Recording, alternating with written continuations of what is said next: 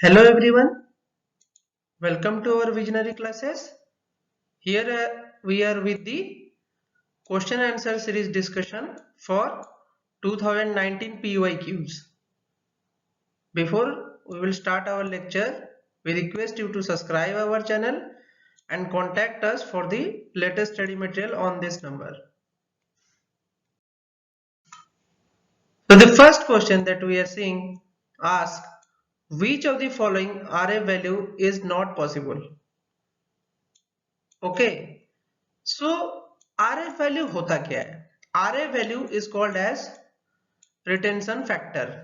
RF value को हम retention factor बोलते हैं. अब ये रिटेंशन फैक्टर होता क्या है? This is A topic from chromatography. This is A topic from chromatography. Okay, so you should remember this is a topic from chromatography. So the retention factor tells the distance moved by the pigment divided by the distance moved by the solvent. So what does this means? Distance from the origin of the pigment to the top or the middle of the pigment divided by the distance from the origin of the pigment to the solvent front. तो exam में आप देख सकते हैं कि अगर ऐसे question आ रहे हैं तो आपको क्रोमेटोग्राफी के बारे में आइडिया होना चाहिए.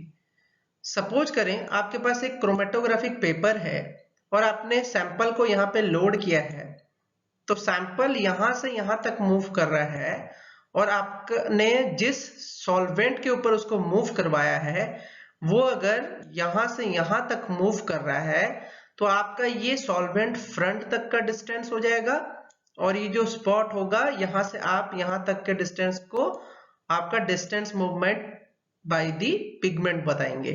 ठीक है, तो A is the distance moved by the component और द पिगमेंट और B is the distance moved by the solvent. तो इस तरीके से हम क्रोमेटोग्राफिक टेक्निक यूज करते हैं ताकि हमको डिफरेंट एलिमेंट का कंसंट्रेशन मिल सके according to their retention factor. Okay, so small RF value, what does it denotes? Small RF value means moving molecules are not very soluble in the hydrophobic solvent which have greater affinity for hydrophilic paper. अगर आपकी value small RF है तो आप बोल सकते हैं कि moving molecule जो है वो सॉल्युबल नहीं है हाइड्रोफोबिक सॉल्वेंट में और उनकी ग्रेटर एफिनिटी हाइड्रोफिलिक पेपर की तरफ है, ताकि अगर आपका जो पेपर है यहाँ पे किसी भी क्रोमेटोग्राफिक टेक्निक में हम पेपर को हाइड्रोफिलिक नेचर का रखते हैं और सॉल्वेंट को हम हाइड्रोफोबिक नेचर का, हमारा पेपर जो होता है हम उसको हाइड्रोफिलिक नेचर का रखते हैं और सॉल्वेंट हम हाइड्रोफोबिक नेचर का रखते हैं. तो इस वजह से आप बोल सकते हैं कि आपका मूविंग मॉलिक्यूल्स जो है वो आपको हाइड्रोफोबिक सॉल्वेंट के साथ मिक्स नहीं होके आपका हाइड्रोफिलिक पेपर के साथ वो अटैच होके रह रहे हैं अगर आपका स्मॉल RF का वैल्यू है.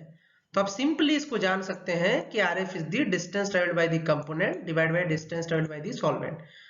तो इसकी वैल्यू होगी A/B. Since solvent move sample so cannot move beyond the solvent level. Solvent front के आगे कोई भी सैंपल आपका मूव नहीं करेगा, जिसकी वजह से हम बोल सकते हैं कि A/B जो है वो कभी भी ग्रेटर देन 1 नहीं होगा. तो आपका आंसर में वो पूछा था कि which of the following RF value is not possible. So 2 is the answer because it is not possible. In this question, it asks the probability density function of a continuous random variable x is given by.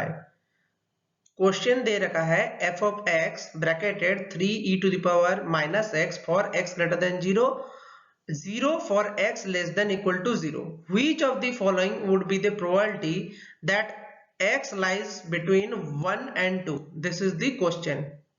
Options हमारे कोई भी options इनमें से true नहीं थे, लेकिन हम इसको अगर सॉल्व करने जाएं तो हमारा इस पे हम सभी को ग्रेस मार्क मिला था. तो अगर हम इसकी बात करें, इसको सॉल्व कैसे किया जाएगा, यहाँ पे आप बात कर रहे हैं x की, तो x दे रखा है, एक रैंडम वेरिएबल है, x is a random variable. तो फंक्शन दे रखा है आपका, आपको प्रोबेबिलिटी निकालना है x जब 1 to 2 के बीच में लाई कर रहा है। तो आप अगर प्रोबेबिलिटी 1 to 2 के बीच के लाई करने का निकाल रहे हैं, तो आपको उसको इंटीग्रेट करना होगा, उस वैल्यूज को इंटीग्रेट करना होगा फ्रॉम 1 to 2। तो जैसे ही आप इंटीग्रेशन करेंगे, आपकी वैल्यू आएगी 3 bracket e to the power -1 minus e to the power -2 bracket close. This is the answer. This is the exact answer that you will get, but it is not given in the any of the 4 options, so it is the grace mark question that everybody got. Next question asks,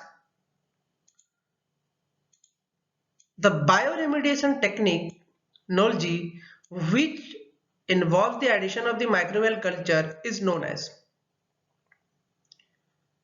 Before we should discuss this question, you should know that bioreduction, biosorption, bioaccumulation and biomineralization are the bacterial strategy for natural degradation of the radioactive contaminants. तो ये सारे के सारे process radioactive contaminants को degrade करने में helpful होते हैं, लेकिन कुछ टेक्निक्स ऐसे भी हैं जो कि ह्यूमन मेड हैं। These are natural degradation technique, while there are some techniques which are human made to increase the efficiency, of the degradation. तो उनमें से कुछ मेथड्स हैं जो कि हमारे नेचुरल प्रोसेस को इनहैंस करते हैं, एटोनेट करने के लिए आपके रेडियोएक्टिव वेस्ट को, और उनमें से 2 प्रोसेस के नाम है बायोस्टिमुलेशन and बायोएगमेंटेशन। So what does biostimulation means? Let us discuss. Addition of the nutrients with a trace element, electron donors and electron acceptors to stimulate the activity and growth of a natural ingredient microbial communities. This is the biostimulations, जिसमें कि आप nutrients add करके with a trace element, electron donate और electron accept करके आप stimulate कर रहे हैं आपके natural ingredients को, जिसके वजह से microbial community को easy हो रहा है degrade करने के लिए। While bioaugmentation की बात करें तो आप deliberately add कर रहे हैं environment में microorganisms को with a desired trait, मतलब एक particular trait के microorganisms को add कर रहे हैं to accelerate the bacterial metabolic conversion of the radioactive waste. So these are the difference between the bioaugmentation and biostimulation. Biostimulation में nutrient का addition and bioaugmentation में bacteria और microorganism के additions. तो यहाँ पे पूछा है bioremediation technique which involves the addition of the microbial culture.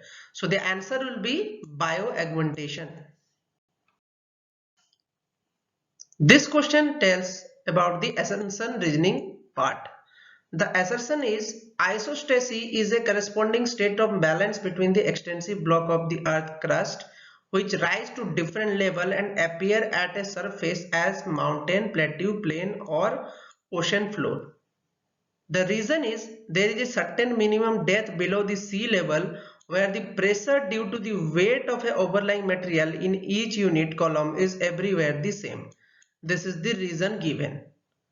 So the answer will be both of them are absolutely right, but this reason is not the correct explanation, for the assertion. Let us discuss about it, how this answer is framed. So let us discuss first what is isostasy. So if you know that isostasy is what, you can understand this question. Isostasis tells state of gravitational equilibrium between the earth crust and the mantle. So the earth crust floats at an elevation depending upon its thickness and density. This is the meaning of the isostasy. Let us see 3 types of examples of the isostasy. With the isostatic equilibrium, continental crust floats on the asthenosphere, allowing parts of landmass to rise above the surface. So here you can see the lithosphere is rising, while sometimes when the continental glacier forms the weight of ice mass, when there is a lots of continental glaciers that put huge amount of weight on the continental landmass, then isostatically it will sink, the landmass will sink. Sometimes it rise and sometimes it will sink. While when the continental glacier melts, the removal of the weight of the ice allows the continent to isostatically rebound upward. So this process happens repeatedly. Sometimes it rise, sometimes it sink. So there is a proper maintenance of isostatic equilibrium in the earth. So here we are discussing two types of isostatic model. One is Pratt and one is Airy model. So जैसे कि आप देख सकते हैं, Pratt model की बात करें तो प्रैट मॉडल में सारे रॉक की जो डेंसिटी है that is showing a different trend. You can see there is a difference in the density. You can see. So यहाँ पे रॉक डेंसिटी चेंज होने की वजह से ये सारे के सारे मॉडल्स जो अपने आप को आइसोस्टैटिक बैलेंस में रखते हैं वो एकोमोडेट करने के लिए इनकी lateral change in the density के बेसिस पे इनका एडजस्टमेंट होता है। लेकिन जब हम एरिस मॉडल में पहुंच रहे हैं तो एरिस मॉडल में सारे के सारे ब्लॉक्स की डेंसिटी लगभग सिमिलर है, जिसकी वजह से इनमें जो थिकनेस चेंज की वजह से इनका एडजस्टमेंट बैठ रहा है। तो आप देख सकते हैं कि यहाँ पे डेप्थ ऑफ कंपेंसेशन जो है वो एक पर्टिकुलर पॉइंट तक सारे ब्लॉक्स के लिए सेम है, जो कि हमारा रीजनिंग की बात किया। लेकिन एरिस मॉडल में दिस वाज डिफरेंट। यहाँ पे डेप्थ ऑफ कंपेंसेशन जो लोअर डेंसिटी वाले हैं और वर्टिकल तुम्हारे ब्लॉक हैं वो सारे के सारे पहले रीच कर रहे हैं। तो इस वजह से हमारा जो रीजनिंग वाला पोर्शन है ऑल्दो वो राइट होने की वजह से वो आइसोस्टेसिक का डेफिनेशन नहीं हो सकता, उसको जस्टिफाई करेगा।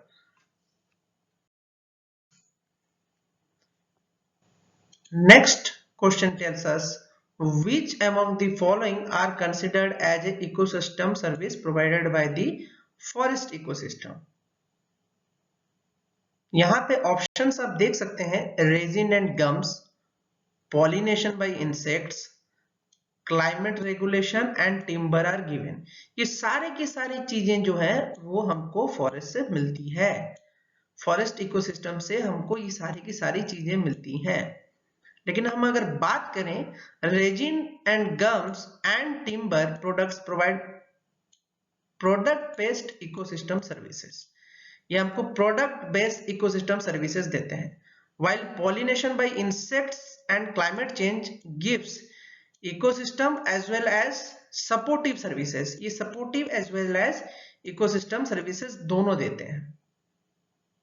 तो हमारा जो आंसर होगा, अगर हम बात करें यहाँ पे ऑप्शंस की, तो A and B are not a same category of thing, क्योंकि ए और बी रेजिन एंड गम्स की बात करें और पॉलिनेशन बाय इंसेक्ट्स की बात करें तो ये दोनों सेम नहीं हो सकते, क्योंकि resin and gums are our product services while pollination by insects is giving supportive services. तो ये दोनों एक साथ नहीं हो सकते, this is a contradictory. So A and B will not be answer. While pollination by insects and climate change एक साथ हो सकते हैं, क्योंकि दोनों ही हमारे रेगुलेटरी सर्विसेज हैं जो कि आपकी इकोसिस्टम में सपोर्टिव की तरह काम करते हैं। तो आपका आंसर होगा बी एंड सी। अगर हम बी एंड डी की बात करें तो बी एंड डी भी उसी तरीके से एक साथ नहीं हो सकते हैं, क्योंकि वो हमारे एक प्रोडक्ट सर्विस है, दूसरा सपोर्टिव सर्विस है। सी एंड डी में भी वही है कि एक प्रोडक्ट सर्विस है और दूसरा सपोर्टिव सर्विस है। If the option has given been all of them are correct, so ये पॉसिबल था कि सारे के सारे आंसर होते, लेकिन क्योंकि सारे आंसर्स नहीं दिए हैं तो best possible answer will be B and C. Let us discuss first about the ecosystem services now. So ecosystem services are provisioning services. First one, provisioning sources जो देते हैं हमारे, वो उन सर्विसेज को हम पहले कंसिडर करें तो उसमें क्या होता है कि मटेरियल और एनर्जी का सोर्स बना के वो देते हैं हमको इकोसिस्टम में, जैसे कि food, water and other resources like medicine.